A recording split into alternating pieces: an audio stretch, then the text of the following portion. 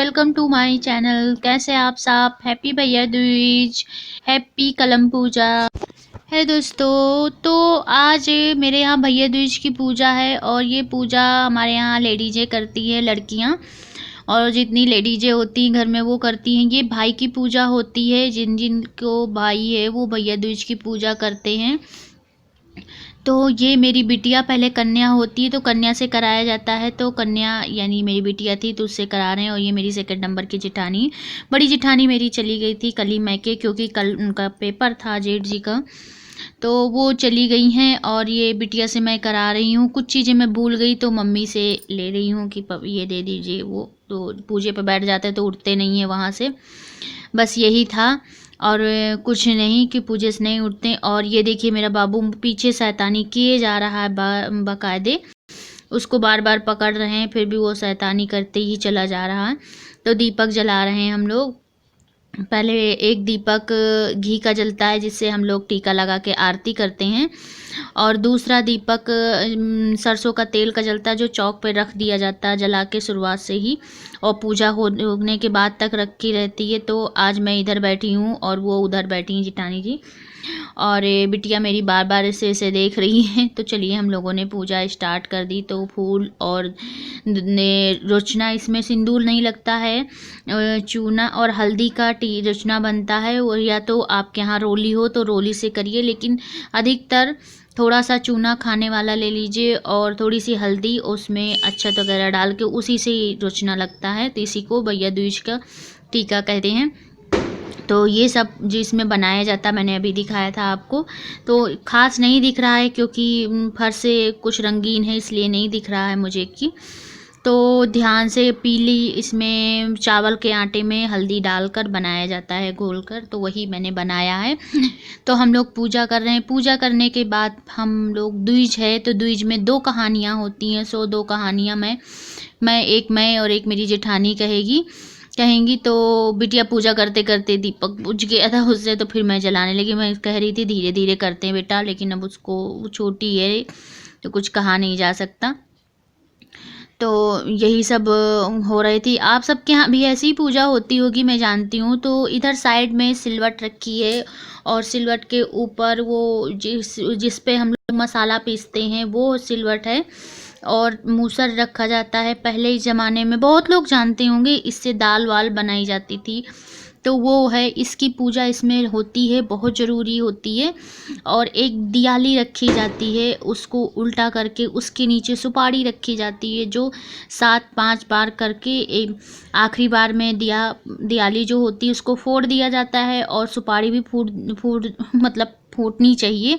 उसी में के छोटे छोटे टुकड़े जो होते सुपारी के, एक सुपारी से सब भाइयों को खिलाए जाते हैं। तो ये बन रही हैं इसको कहते हैं रुई का माला बनता है, जो इसमें वही जो आप रोशना या टीका लगाते हैं उसी को 7 जगह ऐसे गोल गोल घुमा के लगाया जाता है और रुई का माला सा बना दिया जाता है। तो उसी के बीच में कहानी होती है।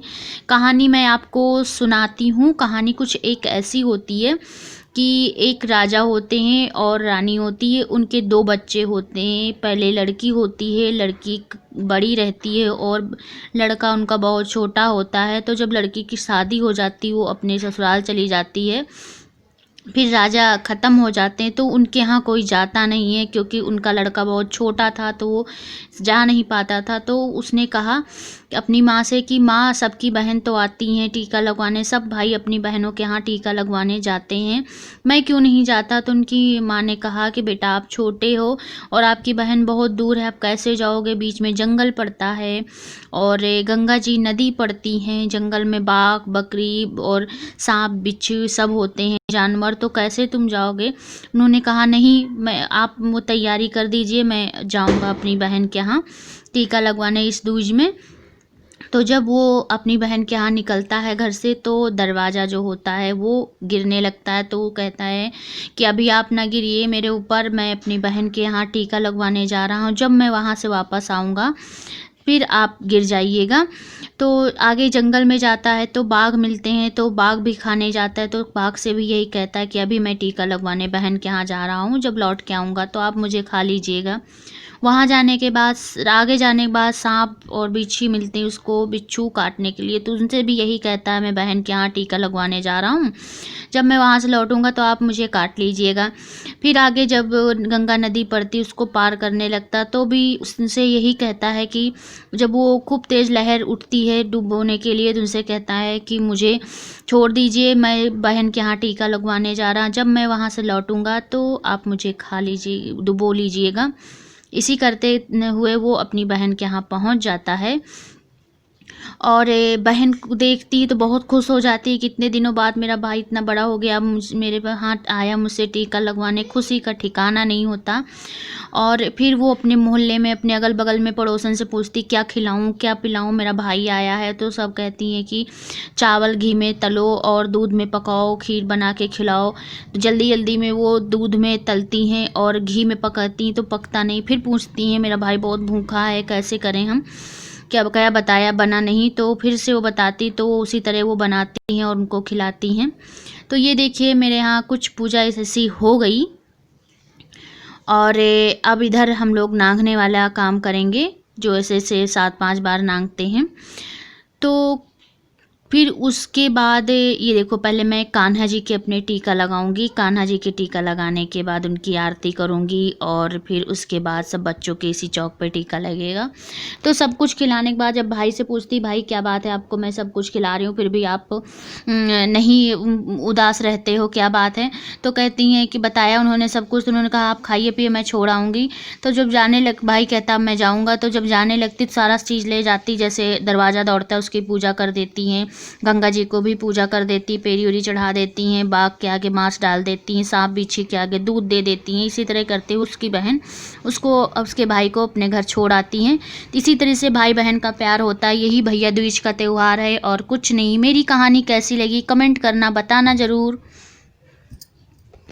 तो दोस्तों मेरे कान्हा जी का टीका लग गया और उसके बाद ये गिफ्ट मिला है मेरी बिटिया को, इसमें उसके कपड़े हैं, तो ऐसे लाके इन्होंने रख दिया, उसने दिया नहीं। अब ये अपने भाई के बड़े भाई की जो है घर में इस समय टीका लाया, ये मेरा इनका तीसरा है भाई, 2 और बड़े हैं, फिर उसके बाद इसके टीका लग गया। और अब इधर हमारे यहाँ कलम पूजा हो रही है जो पापा कर रहे हैं, और जिन बच्चों का मुंडन हो जाता है वही बच्चे करते, मुंडन के पहले कोई बच्चा नहीं करता। तो इस समय मेरे बाबू का मुंडन नहीं हुआ है तो वो नहीं करेगा कलम पूजा, उसमें मुंडन में कलम पूजा होगी उसके बाद वो करेगा। और अब ये भी कर रहे हैं तो ये पहले ऊपर भगवान की पूजा करेंगे फिर नीचे बैठकर कलम पूजा करेंगे चौक पर। तो इसी तरह हमारे यहाँ कलम पूजा होती है। और उसके बाद भाई इधर हम लोग भैया दूज की पूजा करते हैं, पापा वगैरह कलम पूजा करते हैं। कलम पूजा में कुछ इस तरह सब लिखा जाता है डेट वगैरह डाल के। तो दोस्तों ये देखिए आ गई मेरी ननंद जी, यानी इन बच्चों की बुआ जिनका हम लोगों को सुबह से था इंतज़ार, और अब बच्चों के लग रहे हैं टीके, हमारे भी लगाएं। बाबू के मेरे नहीं लगाएं कि बाबू मेरा दूसरी साल में है, पहली साल में कुछ था कि नहीं लगाना था, कह रहे थे कुछ समय नहीं सही है, टाइम नहीं सही है, इस समय कोई नक्षत्र ग्रह कुछ खराब थे इसलिए। तो बुआ इनकी बोली कि अब तीसरे साल में लगाऊंगी इनको टीका। तो ये बच्चों के लगा रही, इनका हम लोगों को सुबह से इंतज़ार था, अब जाके आई हैं। तो मेरा ब्लॉग कैसा लगा ज़रूर अगले वीडियो में कमेंट करके मुझे ज़रूर बताना। मैं अगले ब्लॉग में आपसे मिलती हूँ। और हाँ ये मेरे सेकंड नंबर के जेठ हैं, जो जेठानी अभी थी उन्हीं के हस्बैंड है मेरे सेकंड नंबर के जेठ, अभी उनको अपने भाई को टीका लगा रही हैं। और अब उसके बाद मेरी जेठानी जी को टीका लगा रही हैं। वो नंद भाभी का प्यार बड़ा प्यारा होता है। तो दोस्तों मेरा ब्लॉग कैसा लगा कमेंट बॉक्स में ज़रूर बताना, और मेरी कहानी कैसी लगी उसको भी बताना। आपके यहाँ भी क्या ऐसी ही पूजा होती है तो ज़रूर कमेंट करके बताना।